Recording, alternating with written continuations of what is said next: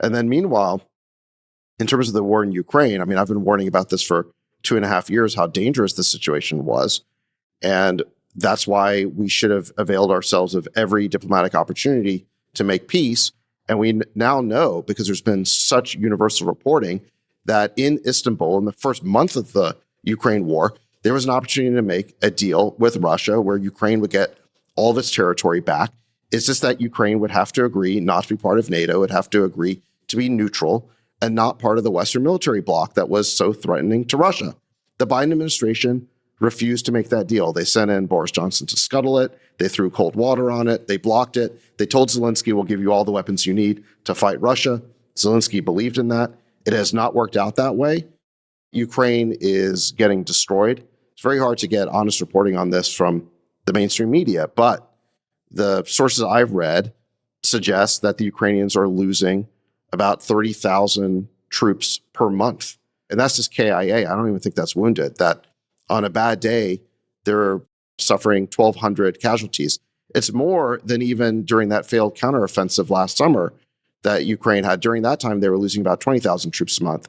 So the level of carnage is escalating.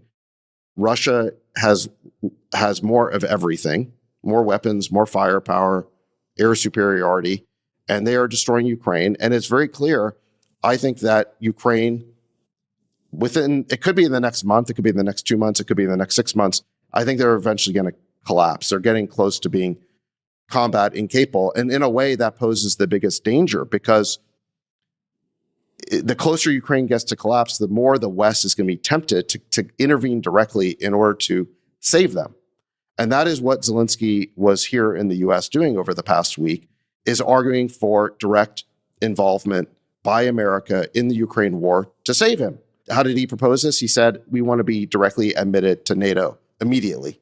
That was his request.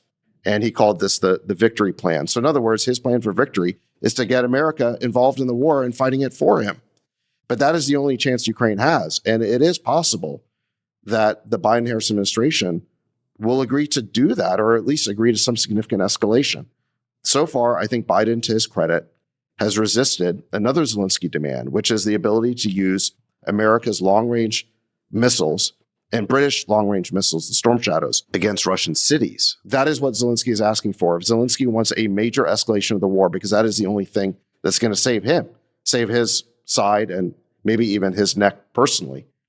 And so we're one mistake away from the very dangerous situation that Chamath and Freeberg have described.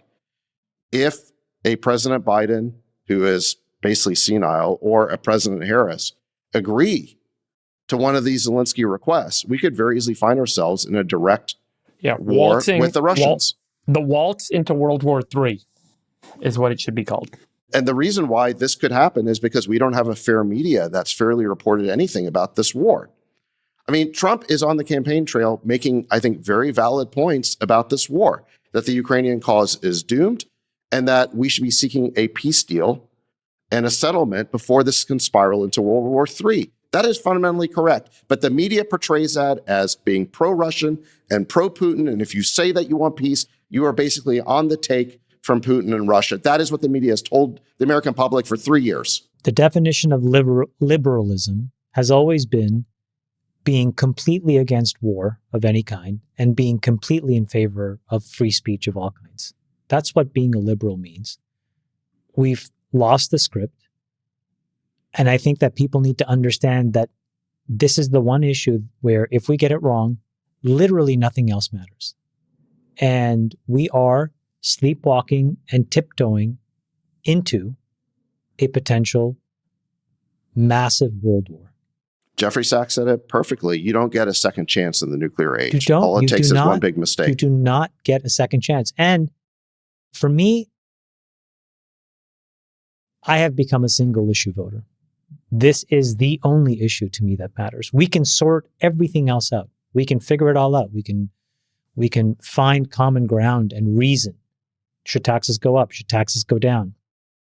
Let's figure it out. Should regulations go up? Should regulations go down? We can figure it out.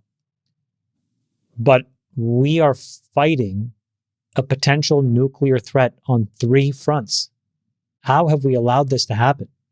Russia, Iran, China. You cannot underestimate that when you add these kinds of risks on top of each other, something can happen here. And I don't think people really know. They're too far away from it. They're too many generations removed from it. War is something you heard maybe your grandparents talk about now, and you just thought, oh, okay, whatever. I lived it. It's not good.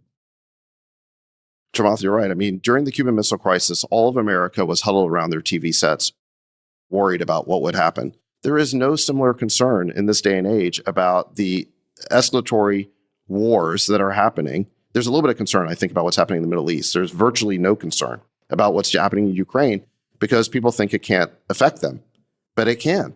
And one of the reasons it could affect them is because we do not have a fair debate about that issue in the U.S. media. The media has simply caricatured any opposition to the war as being pro-Putin. So I would say that when every pundit and every person in a position to do something about it says you have nothing to worry about, you probably have something to worry about. And so when everybody is trying to tell you, everybody, that this is not a risk, it's probably a bigger risk than we think. Yeah, they're protesting too much. How can you say it's not a risk? Me think, thou doth protesteth. Right. All right. Love you, boys. Bye-bye.